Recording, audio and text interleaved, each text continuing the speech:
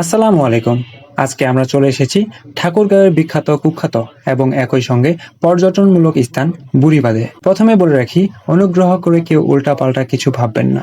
আমরা কোনো ভুল উদ্দেশ্যে আসিনি। আমরা এসেছি বুড়িবাঁধে ঐতিহ্যবাহী মৎস্য উৎসব দেখতে। গতকাল রাতে বুড়িবাঁধের সমস্ত গেট খুলে দেওয়া হয়। প্রতি বছর এই সময় এই বাঁধের সমস্ত গেট খুলে দেওয়া হয় এবং সবাইকে উন্মুক্তভাবে মাছ ধরার অনুমতি দেওয়া হয়। তবে একটা ব্যাপার একটু কষ্টের, যার জমি তার দখল, মানে যার জমিতে পানি জমেছে সেই জমির মালিকই সেখানকার মাছ ধরতে পারবে। তবুও চিন্তার কিছু নেই, সরকারি উন্মুক্ত এলাকাগুলোতে সবাই মাছ ধরতে পারবে। আর এটাই হলো মূল উৎসবের আসল আনন্দ। পুরো এলাকা এখন যেন উৎসবের মাঠ। মানুষজন দল বেঁধে এসেছে জাল, ডালি, বালতি অর্থাৎ মাছ ধরার সরঞ্জাম নিয়ে। সবাই মাছ ধরায় ব্যস্ত ভাই সব। কিন্তু একটু অবাক করার মতো বিষয় হচ্ছে, যারা সকাল থেকে অক্লান্ত পরিশ্রম করেছে তাদের জালে তেমন মাছ ধরা পড়ছে না।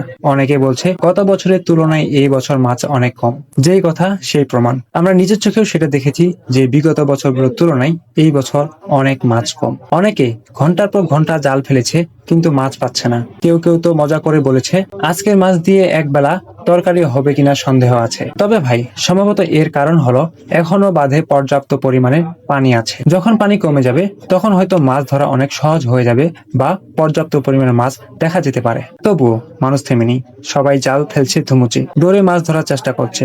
এখন পর্যন্ত চোখে বড় মাছ ধরা পড়েনি, বেশিরভাগই পুঁটি মাছ বা ছোট দেশি মাছগুলো। যাই হোক বন্ধুরা, বুড়িবাঁধে মৎস্য উৎসব মানে শুধু মাছ ধরা নয়, এটা ঠাকুরগাঁওবাসীর মিলন মেলা, হাসি খুশির একদিন। মাছ কম হোক বা বেশি, উৎসবের আনন্দে কোনো কমতি নেই। যতক্ষণ মানুষের মুখে হাসি ততক্ষণ বুড়িবাঁধে মেলা চলবে নিরবিচ্ছিন্ন ভাবে। তো ভাই লোক, এখন পর্যন্ত যারা এই মেলায় বা বুড়িবাঁধে যান নাই তারা দ্রুত দৌড়ান। এখনো পর্যাপ্ত পরিমাণে মাছ আছে, যাইতে পারেন বুড়িবাঁধের মৎস্য উৎসবে।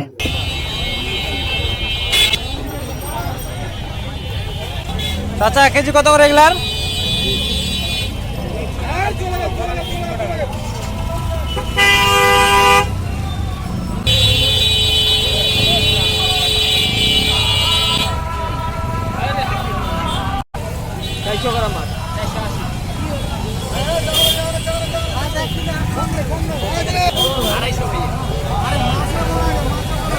এটা কত করে কি চাই?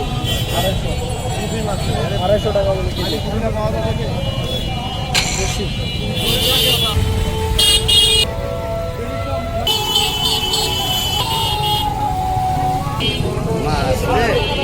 খাই দেবো বলাইছে 200-300 টাকা।